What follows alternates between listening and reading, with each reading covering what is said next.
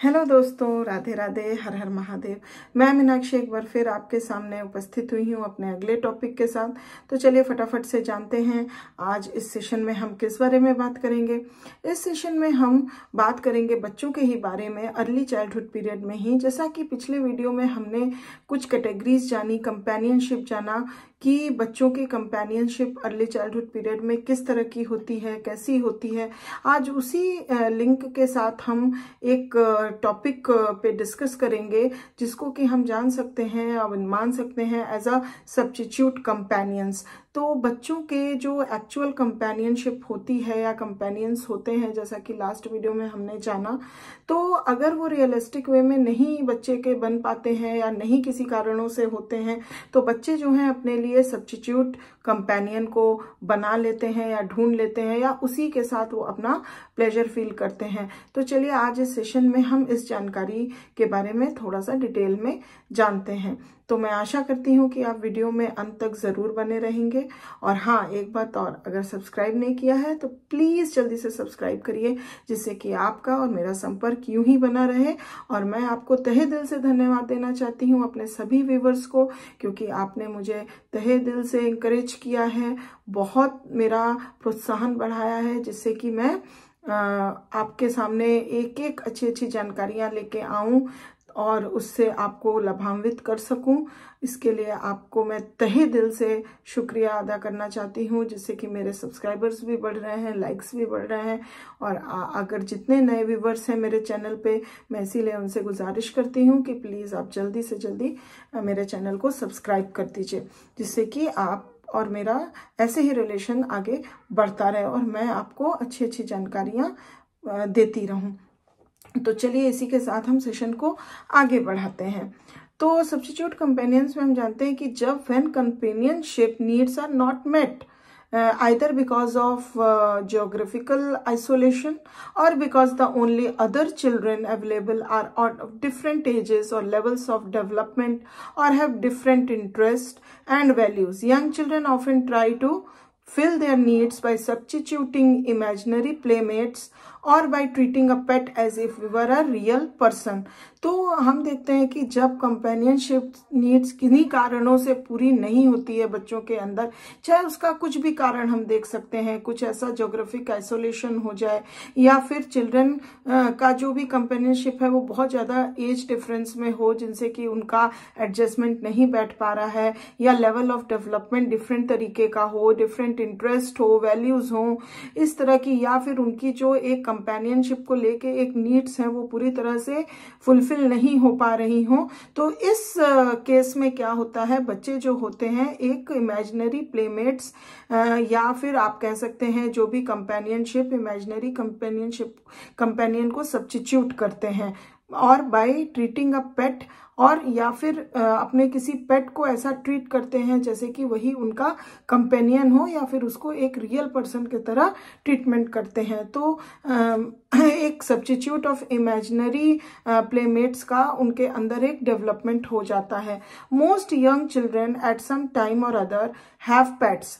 जैसे बहुत सारे यंग चिल्ड्रन के हम देखे हैं कि चाहे कोई भी समय पे उनका मतलब क्या होते हैं, कुछ वो पेट्स रखते हैं, जैसे कि for example dogs, cats, hamsters, white rats, goldfish, birds, etc. But the ones that meet their needs for companionship best are dogs and cats.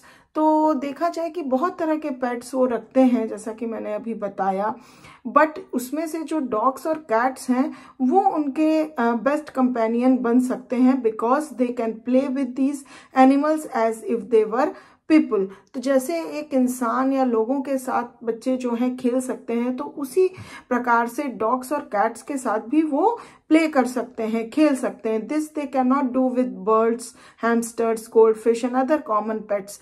तो जो कि वो डॉग्स और कैट्स के साथ खेल कूद सकते हैं, वैसा वो अदर पेट्स के साथ नहीं कर सकते। इसलिए अगर पेट्स के में देखा जाए तो डॉग्स और कैट्स उनके काफी अच्छे प्लेमेट्स बन सकते हैं, कंपेनियन बन सकते हैं। Less common as substitute companions are imaginary playmates, children who are a product of the child's imagination. Lonely children create playmates in their imagination and play with them as they were real playmates. तो जो lonely children होते हैं, अकेले रहते हैं, वो क्या करते हैं कि अपने इमेजिनेशन में ही एक प्लेमेट का क्रिएशन कर लेते हैं, जिसके साथ वो इमेजिनरी ही प्ले करते हैं, खेलते हैं, कूदते हैं, जैसे कि ऐसा लगता है उनको कि जैसे कि वो रियल प्लेमेट्स के साथ कर रहे हैं। These imaginary playmates have the qualities children would like real playmates to have and play as their creators want them to play। तो इस इमेजिनरी में जो वो प्लेमेट्स क्रिएट करते हैं वो एकदम उन्हीं के अनुसार रहता है, जैसे एक एक्चुअल रियल प्लेमेट्स में वो जो क्वालिटीज चाहते हैं या जिस तरीके से वो चाहते हैं कि उनके हिसाब से वो खेले या उनका कंपेनियन अच्छे तरीके से बन सके, तो जिस तरह का वो एज अ क्रिएटर बन जाते हैं, जैसा वो चाहते हैं उस तरीके से अपने इमेजिनेशन में वो प्लेमेट को क्रिएट करते हैं और उनके साथ खेलते हैं इमेजिनेशन में ही। Because young childrens vivid imaginations are not held in check by reasoning ability. देखा जाए कि जो इनका विविड इमेजिनेशन इस समय होता है वो कुछ रियलिटी बेस्ड तो होता नहीं है, ना उनके अंदर बहुत ज्यादा रीजनिंग एबिलिटी बहुत ज्यादा डेवलप हुई रहती है। तो they actually believe that their imaginary playmates are real children and treat them as such. तो इस वजह से क्या होता है, इस विविड इमेजिनेशन और इस तरह से जो रीजनिंग एबिलिटी अभी उनकी इतनी ज्यादा डेवलप नहीं होती है, तो जो वो इमेजिनरी प्लेमेट्स क्रिएट किए हुए रहते हैं तो उनको ही वो एकदम समझ लेते हैं कि यही रियल चिल्ड्रन हैं जिनके साथ मैं खेल रहा हूं या जो मेरे प्लेमेट्स हैं, कंपेनियंस हैं। तो इस तरह से वो अपने इमेजिनेशन में ही एक सब्स्टिट्यूट कंपेनियन का पिक्चर क्रिएट कर लेते हैं और उसी के साथ वो अपनी वो सारी इच्छाएं, सारी फीलिंग्स को शेयर करते हैं, या वो जिस तरीके से रियलिटी में खेलते उस तरह से वो अपने इमेजिनेशन में उस इमेजिनरी प्लेमेट हम कह सकते हैं या कंपेनियन कह सकते हैं उसके साथ वो करते हैं। तो इस तरह से ओवरऑल हमने जाना कि जो सब्स्टिट्यूट कंपेनियन होते हैं वो किसी के लिए किसी का पेट भी हो सकता है या फिर इमेजिनरी प्लेमेट भी हो सकता है, कंपेनियन भी हो सकता है। तो अगर उनको अपने रियल एस्पिरेशंस या रियल फीलिंग्स को फुलफिल करना है एज अ कंपेनियन से, जो उनकी इच्छाएं हैं फुलफिल करना है और वो रियलिटी में पूरी नहीं हो पा रही है, तो इस तरह का क्रिएशन, इस तरह के क्रिएटर हमारे यंग चिल्ड्रन बन जाते हैं। क्योंकि कंपेनियन तो सही मायने में देखा जाए तो हर किसी को ही उसकी जरूरत होती है जिसके साथ हम अपनी बहुत सारी इच्छाओं को एक्सचेंज कर सकें और फुलफिल कर सकें। तो इस तरह से हम जाने कि अर्ली चाइल्डहुड पीरियड में बच्चे किस तरह से सब्स्टिट्यूट कंपेनियनशिप बनाते हैं या उनके कंपेनियंस होते हैं।